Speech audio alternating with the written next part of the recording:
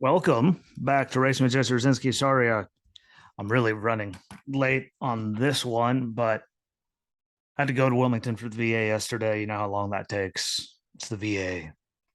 I sat longer than I was getting x-rays waiting, but I had to do that. So I lost the whole day. And I was supposed to do it with Walter today, but what do you know? The VA held him up this morning for hours.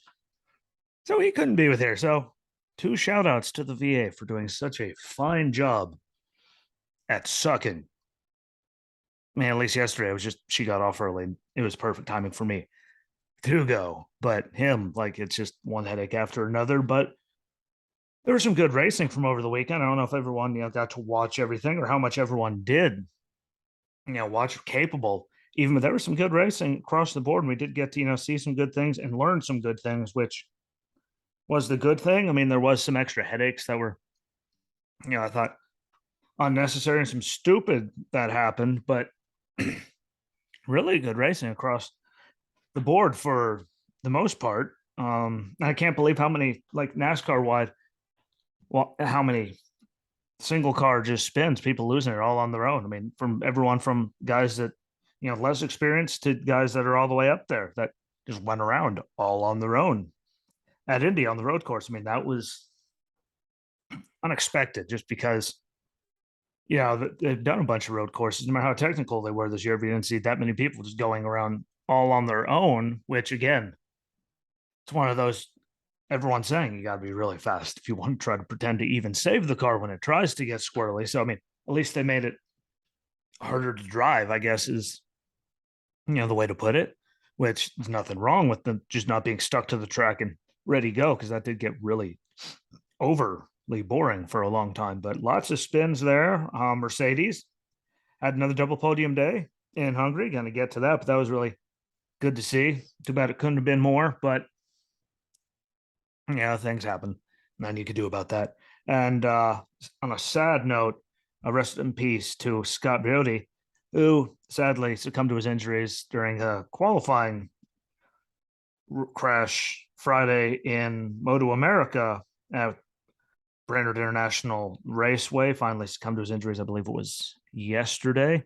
So, a damn shame. I went down, all on his own. Sucks to see him, but you know, things do happen. Everyone needs to remember that. Which, again, that's why I always say I would never, ever, because it just takes one, and that's not going to end well.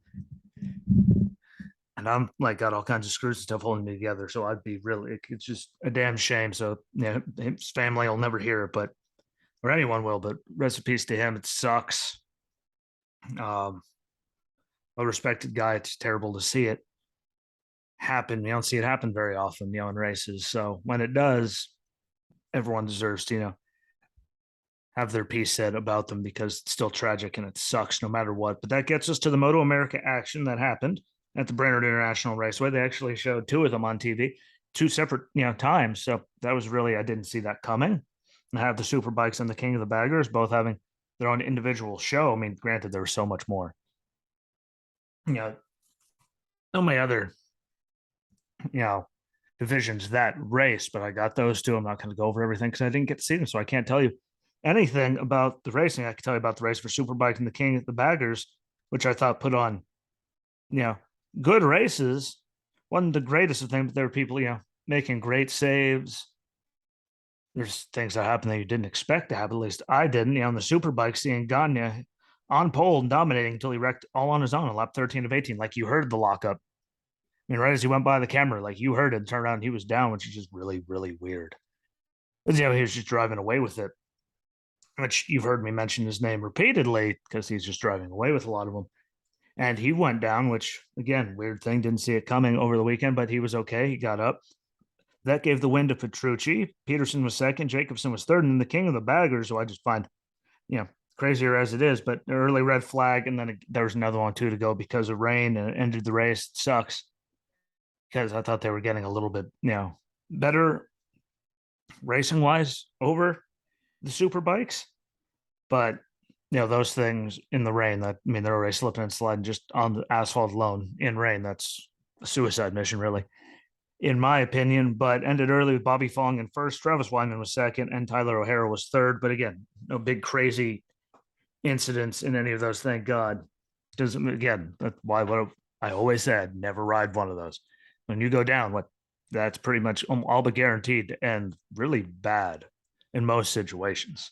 Like you're going to feel every inch of that, every ounce of what you hit sucks and it's going to hurt. So no, good racing though. I wish it wouldn't have ended under with two to go with the rain. But again, if there were the early red flag and all that, we wouldn't have had the problem with the rain anyway. So nothing you could do there because how fast they get around there, like they could have got it done if it wasn't for the first one. But good racing gets us onto the NHRA. They only had pro stock and the top fuel guys out there on their coverage out there on the West Coast. But pro stock, Troy Coughlin defeated Erica Enders by only 0.006 seconds, which was just astronomical when you think about it, until the top fuel funny car got out there. And Robert Height defeated J.R. Todd by 0.003 seconds, which, it's one of those, they show the photo of them at the line. You really can't even tell the difference. I really don't care what anyone tells me. You can see the difference. Like they were there. And that's what you like to see. Nothing big and crazy. Top fuel dragster Tony Schumacher defeated Brittany Force, but she smoked the tires, right there at the beginning, and he won by a mile because she knew she wasn't going to win, so she shut it down. Which is a shame because I was looking forward.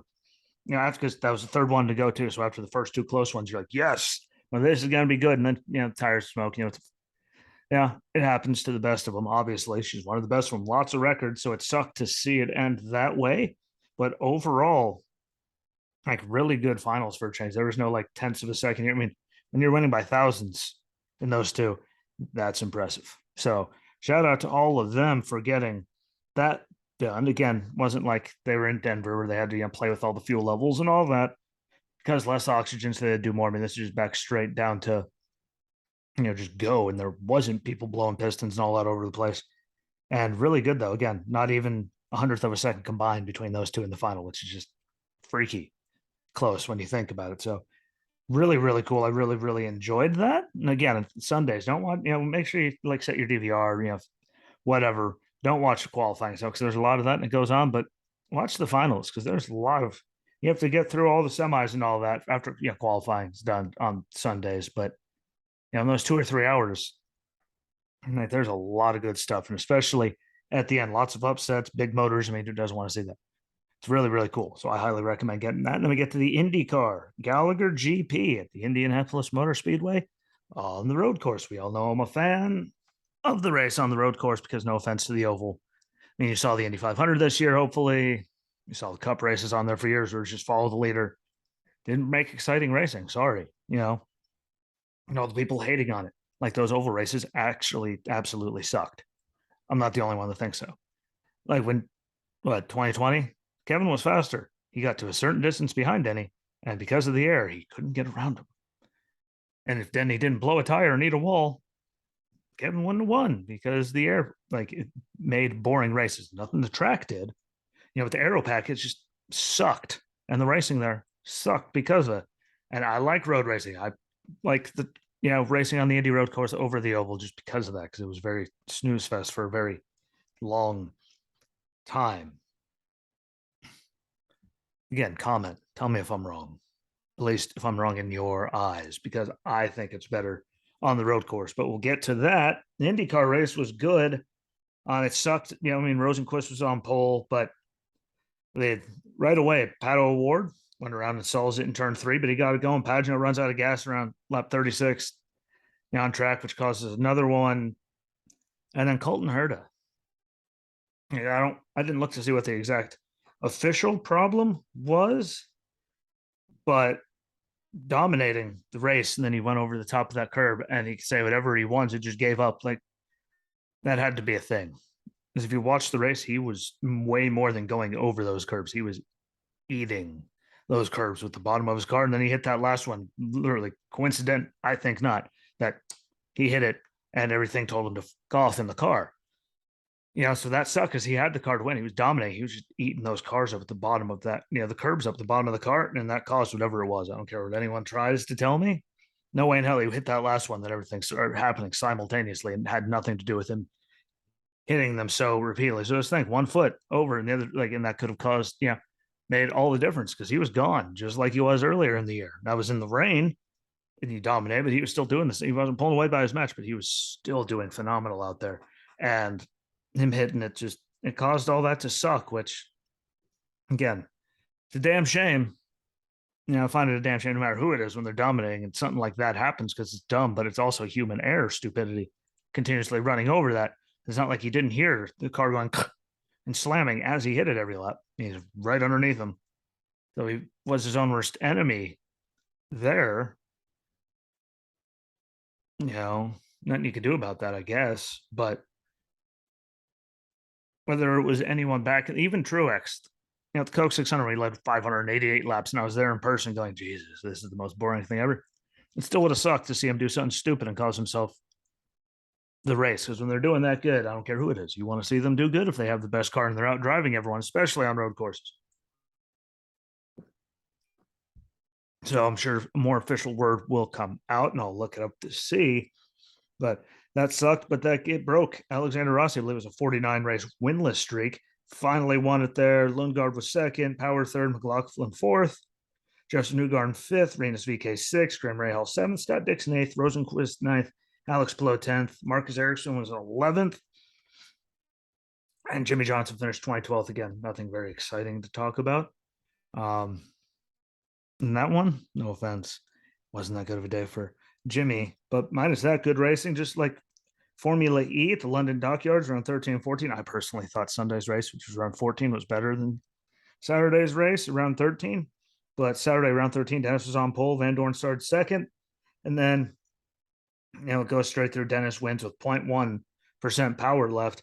Van Dorn was second with nothing left, just like De Vries in third with absolutely nothing left. And you saw not a lot changed from the beginning to the end. But round 14, Dennis was on pole. Degrassi was second. Van Dorn started 13th.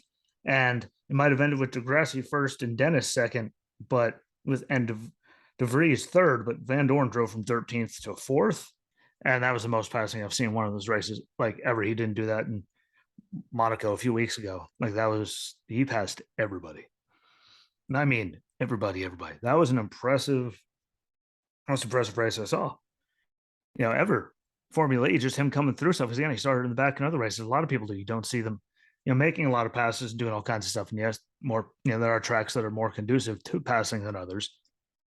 But no one really moved that much in race one that started in the back. So it was really, really cool to see him come through like that, just because I've never done it. It was a good points day for him, kept the lead.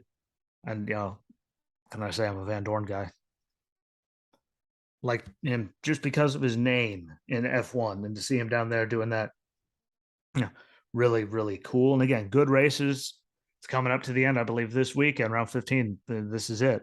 Coming up for Formula E. So let's see if he can hold on to that championship. I know I'll be watching it. I believe it's on CBS Sports. Comes through great. Like, make sure you watch it if you want to. And the track they had in London, outdoor indoor thing going on. That was different too, because you don't ever get to see that. So shout out to them for coming up with that one. But again, one more race. We'll see if he gets a championship. Then you don't have to hear about it until next year. And if you're not a Formula E fan, that's probably a good thing. But good racing, regardless of how you feel. If you watch that, like seeing Van Dorn come through the field, that was great.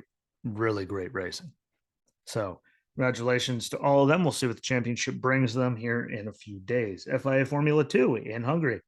I didn't get to see it, but sprint race, top three on podium were Duhan first, Vips second, Fittipaldi third, and then their feature race had Porsche first, Fittipaldi second, and Iwasa third. Then also get to the FIA Formula 3 race in Hungary, which again, they told us about, wasn't on TV. But sprint race, Colette was first, Colapinto was second, Mahini was third. Feature race, Smoliar was first, Maloney second, and Behrman was in third. Then we can get to the W Series race, which I did get to see. Wasn't nearly as exciting as it was, but we did finally get to see someone break Jamie Chadwick's win streak, because she was dominating for the longest time there. And this one was televised, which I do have to give whoever it was. I don't remember what channel it was on network, but for them to give them, make sure they're televised pretty much every time they race, that's really cool to see. At least they're getting that, unlike the rest of them. But Alice Powell breaks Chadwick's win of runs, gets the win. Jamie Chadwick right behind her in second by only I think 7/10 or so. And Batesky Visser was third. Again, good racing at regard. I mean, it wasn't the most exciting thing, but to see Jamie Chadwick, someone finally beat her. and someone's out there just winning everything, it's pretty cool, no matter what, to see someone beat them. So, congratulations to them, Hungarian Grand Prix for F1. George Russell started on pole, which is great for him, great for Mercedes, just qualifying wise because they haven't been that good. It was also his first career pole, which is really cool, and it was at the same track where last year he got Williams their first F1 points ever. So apparently, just something with him in the track. I don't know. Yeah, but he ran really good. Mercedes led more laps in that race with George Russell there than they did in all the races combined of this year, which is just terrifying because it's not like they were up there the whole time. So maybe it's a good thing. But once Max got the lead, we all know what happened. Max drove away by 7 seconds. Lewis Hamilton was second. George Russell was third, which is the same podium as the week before. But 2 times, 2 straight weeks, a second and a third for Mercedes, and a double podium is really good sign for them. I do think it could have been better if they didn't have George and Lewis racing because he was coming by a second and a half a lap. Like if they didn't do that for a little bit there, I mean, maybe he could have, caught Max's when he got away. He got away from George. We'll never know. But regardless, I mean, maybe the team is like, well, you're not going to catch him. So you two have at it. Which, I guess that makes sense too. It would make sense. But, what it's one of those, what could have been because he was flying. Lewis Hamilton was flying. And I would have liked to see if he could have caught him. But do you want to have him, going egregiously over driving and chance something stupid happening when you're about to have, back to back weeks of double podiums, which you didn't do all year this far in, summer breaks now. I don't blame him for, not. But again, they also had them racing each other, which could have took them both out. So I don't understand. I get it, but I don't get it. I would like to see what could have happened. Is that something we'll never know? Yes, but would have been nice. Never know what's going to happen now. But that's a hell of a way to go into the break.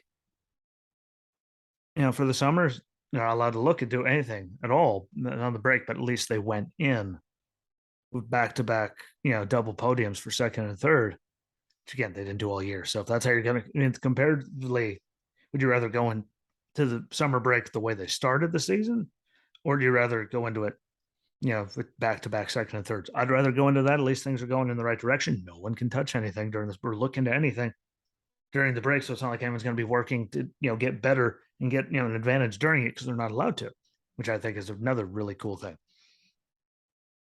That keeps any, shenanigans from happening, having the opportunity to happen. But we'll see what they do when they come back from the break. I'm personally looking forward to it. Granted, there's some races that you see the start time and you go, why? But, it's where they are. Obviously, they can't control that. But God, is it early? I'm not going to be able to watch them live, but nothing wrong with that in the long run. Now to NASCAR, because there was a lot between the two tracks there in Indy. Figured I'd put them all together in one. First, the ARCA Menard Series Races 200 at Indianapolis Raceway Park with Sammy Smith on pole. He's shown some really impressive stuff in all of his, his runs there. We've seen him run in, I believe Truck or Xfinity, one of them, if not both. And he had good, very acceptable runs. So lots of talent there. And I want to see where it's going to go, like down the road. I hope they keep him down there, for another year or so. Build them up through the trucks and then into Xfinity. Do it properly. Don't rush it because I think that's been very detrimental to a lot of people before him. And he's got a lot of talent. So I just wouldn't want to push it, keep him up there, keep him winning, slowly learning and building through everything. Keep that confidence up there and keep him, learning at a, regular pace, not, just going balls to the wall. Because again, more times than not, that's worked out not in their favor. Again, there's a few exceptions where it worked out, but I just don't want to see him, get thrown too fast. And it was a bad day for Amber Balkan, who finished 21st after only 79 of the 200 laps. Mandy Chick finished 18th after 120.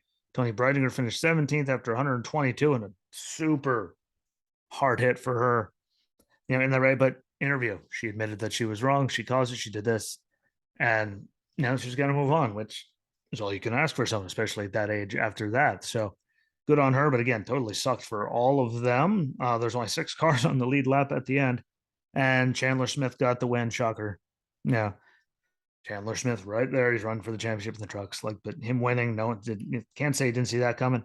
Sammy Smith was second, so another good run for him. Taylor Gray was third. And then Nick Sanchez and Raja Caruth, 7th and 8th for the teammates, one point leader. Again, there's racing around there. There was wrecks this week. There are people using bumpers. Like, I mean, it wasn't the worst thing in the world. So I have to give them super credit for that. It's just 6 cars on the lead lap. Chandler was flying, obviously. He would have caught everyone if it was longer, but good racing. And again, I haven't got to see a race at IRP in a long time. So to see two, super okay. Might have made me a little bit happier, but good racing there. Just like there was good racing in the Camping World Truck Series for the T Sport 200, also at Indianapolis Raceway Park. John Hunter Nemechek on pole. Again, he's just seemed off. Like he had like 5 wins going into the playoffs last year. I think he had 1. Like he didn't get it here. Hopefully he figures it out. I mean, after last year, the favorite last year, then he's the favorite this year. And it's just been really weird to see him running the way he has, but a lot of other people have stepped up. It seemed like a real weird race anyway. But the 33 of Josh Rayum and the 12 of Spencer Boyd got together early. Boyd, big flames afterwards, put it out, and then, well, it's still up in the motor. So that was nuts. John Hunter Nemechek won stage 1. Ty Majeski won stage 2. And I'd say that for the race overall, it was a super return for them to IRP because they haven't run there since 2011, I believe it was. And there was good racing all over the place. I mean, were the wrecks? Yes. Weird things happen. Yes. But, good racing with people, in different spots around the track.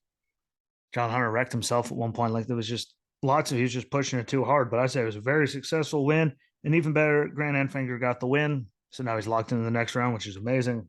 Sure, no one saw that coming. Ben Rhodes was second, Zane Smith third, Stuart Friesen fourth, Corey Hahn fifth, Tyler Ankrum sixth, Lane Riggs got a 7th, so shout out to Lane Riggs. Don't see that name all the time. Ty Majeski 8th, Matt Crafton got a 9th, which he desperately needed, because where he started was, I think, worst of all the playoff drivers. So to see him get up there at the end, who cares how he did it? The way he came into the playoffs, barely getting in, getting a top 10 and beating some people, at least helps a little bit. It's better than where he has been running a lot of the races because it's dumb luck and bad runs. So good to see him get there. And John Hunter Nemechek round out the top 10. Matty D got an 11th. So good for him. Johnny Sauter 12th in his limited schedule this year. So that was cool. Haley Deegan 13th. She needed it. That was a good run comparatively to a lot of things. It's been a rough year for her. How many times have we seen her get wrecked out of everything? Like it was a long year so far. So good for a 13th. Chandler Smith got an 18th, which gets surprising. Carson Hocevar 21st. So people that are in the playoffs had worse runs than Crafton. That little bit there just helps them get closer to somebody at least. Other people got closer than they're already there, but anything to help Crafton all the way in the back where he is, was good for him. Chad Chastain got a 30th. And, again, good racing. That's really what I came out. I wanted to see it, because they were gone for so long, see if they could still put on good races. And they did. So I don't want to hear anyone complaining about that because that was actually really good, in my opinion.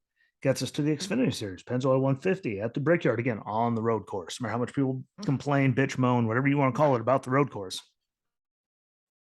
I prefer the Indy road course. Again, anyone that watched the racing in the last couple of years are on the oval. Like it wasn't exciting racing. No offense.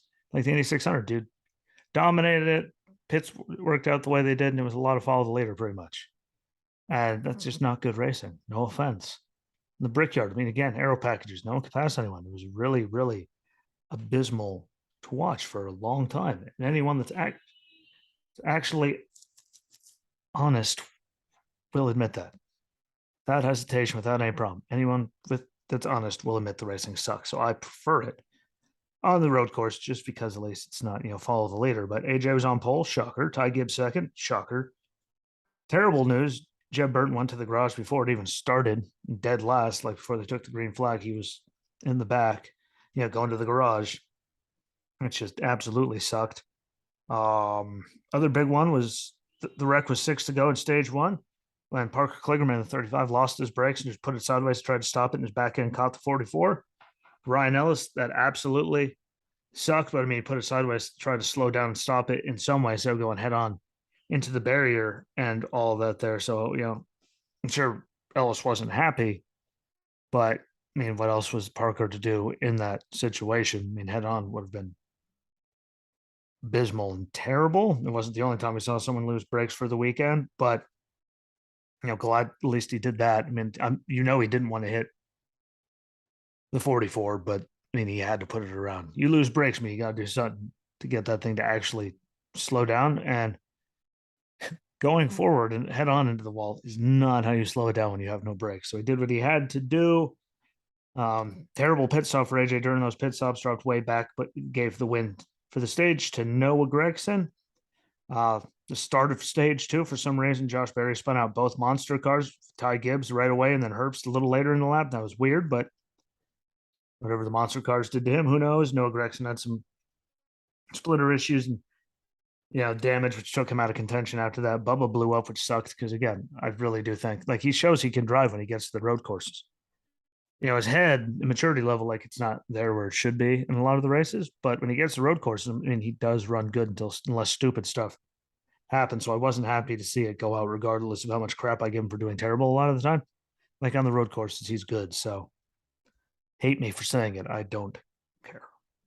Josh Berry got stage two after AJ, Alex Bowman, and a bunch of others, pit before the stage end. And then coming there at the end, AJ gets the win. Alex Bowman second, Justin Allgaier third, Ross Chastain fourth, Chase Briscoe fifth, Riley Herbst sixth, Sam Mayer seventh, Ty Gibbs eighth, Austin Hill ninth, and Noah Gragson 10th.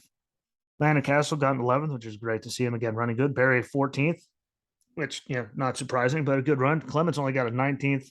It sucked. Hemrick got a 22nd, which sucked. Sheldon Creed got a 23rd, which, again, sucked. Hate to see it. Brandon Brown 34th, which really, for seeing how they were running this year, that was, not my favorite thing to see, but it happens. And then Jeb was last because he couldn't even get out the blocks without troubles, which that one actually did suck. But told you, what do they have? AJ, Cup guys, and Junior Motorsports. I mean, because you look, AJ, Colleague, there we go. Bowman, Chastain, Briscoe, Cup guys, Allgaier, Mayer, Gregson, Junior guys. And we also saw Herbst up there, which is great to see, Gibbs and Hill for other teams. But there's a lot of the guys that we all expected. But again, I like the racing there way more than I ever liked it on the oval, at least lately, because it wasn't good. If you thought it was, comment and tell me why you thought it was good. I just didn't enjoy it. Gets us to the Cup Series Verizon 200 at the Brickyard with Tyler Reddick on pole. And there's just guys going. I mean, if you watch the race, there were people just going around all the time, all on their own. But I mean, Haley, at least Justin Haley, when he went around on lap one and turn one, was because they were 5 wide going in there. Well, he just happened to lose because you shouldn't go in there that wide anyway. I don't know who thought that was a good idea. But they did it all day and actually made it through 4 wide at one point, which I really actually don't understand how they did that. But shout out to them for doing it. But Ross and Denny Hamlin around on lap 2, all on their own. Busher caught on fire on pit road. And then they blew it out with, leaf blowers, all the smoke from everything. And he kept going, but that was cool. Tyler Reddick pit early. Obviously, road course, pit right before they close the pits. That way, when everyone else cycles through, you're up front again. Makes sense. I get it. Gave the stage to Chris Buescher. Harvick went around with stage 2. Elliott went through the grass. Again, a lot of, just crazy, like Chase having problems on a road course. Not something you expect. Hamlin, not something you expect. Ross Chastain, the way he's run, not something you expect. Like there were people just going around all the time. Brad did it too. It's just weird. But Christopher Bell won stage 2, and that was his first career stage win. But you think how long he's been here in the cars he's in. And he has won. Like it's weird. That's his first stage. And it just never worked out that way. But good for him to finally get one. It just freaked me out that was his first one. Which gets us to the other big one. Again, it wasn't a big wreck, but Larson losing his brakes going into turn 1. And he flung it sideways to stop it. And I mean, he was in full air. Like all 4 tires off the ground when he slammed into Ty Dillon. And I mean, Ty was having a decent run. Wasn't the greatest thing, but he was having a decent run up until that point. And I mean, Ty didn't seem very understanding or like he gave a damn afterwards, but what the hell else was Kyle going to do? He wasn't going to go head on into the wall. That could be catastrophic. I mean, he put his highways to try to stop, and he was in all 4s were off the ground. Like that was going to turn into a scary tumble if he didn't hit Ty's car. And Ty seemed all pissed off and everything after, but at least Kyle got out and ran to see if he was okay. I mean, one of Ty's wheels were literally like wheel itself was flattened Like, I mean, it was crazy impact, but if he didn't hit him, if he went straight, he was still hitting him anyway. It just would have been much more catastrophic for Ty. If he wasn't stopping, he was just going to drive him. They're both going to go into the wall. And one of those things. I understand why he was upset because he got caught in that while having a decent run, but nothing was stopping it. Literally. That was either going to end with him T-boning you and you guys both going to the wall that way and barrel rolling, or he's going to go sideways and catch you, and it ended where it did.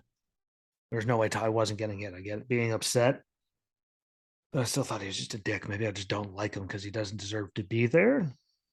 But again, there's people that are much more talented that don't have rides, and we'll all agree on that.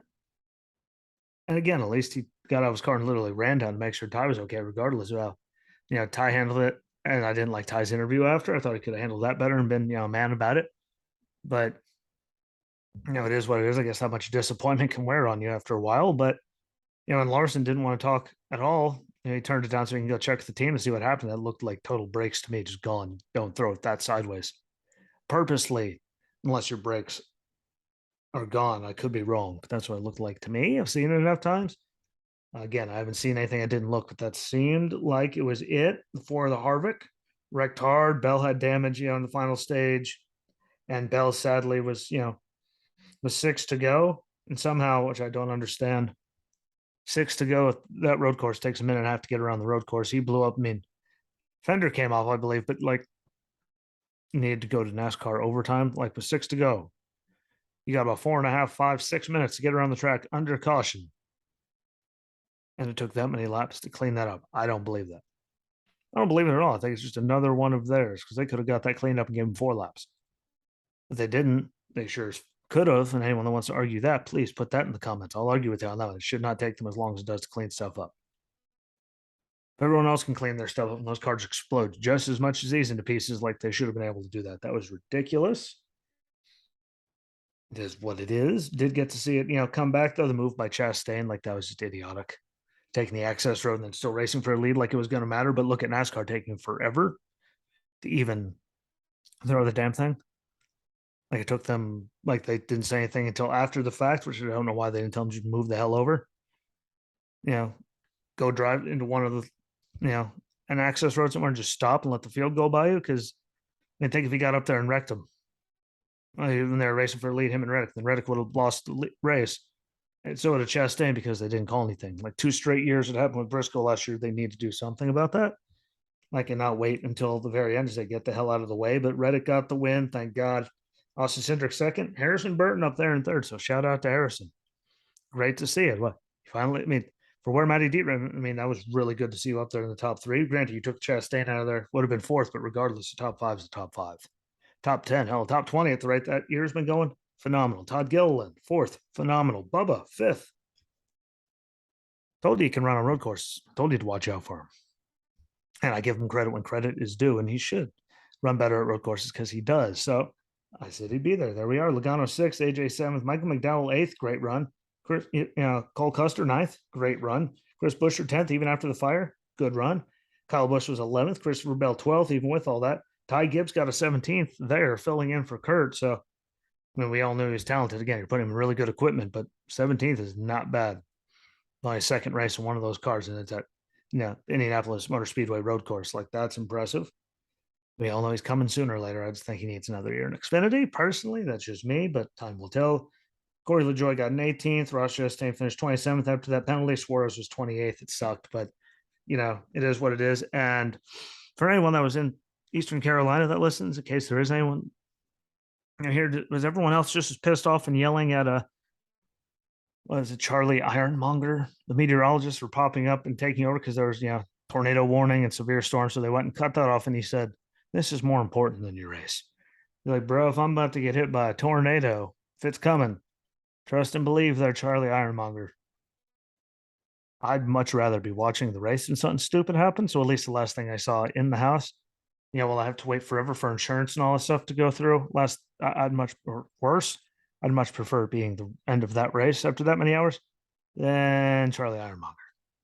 No offense to him. Just didn't want to see it. Just saying. He didn't have to take it off, and his priorities are completely off. If he says this is more important than no, no, no.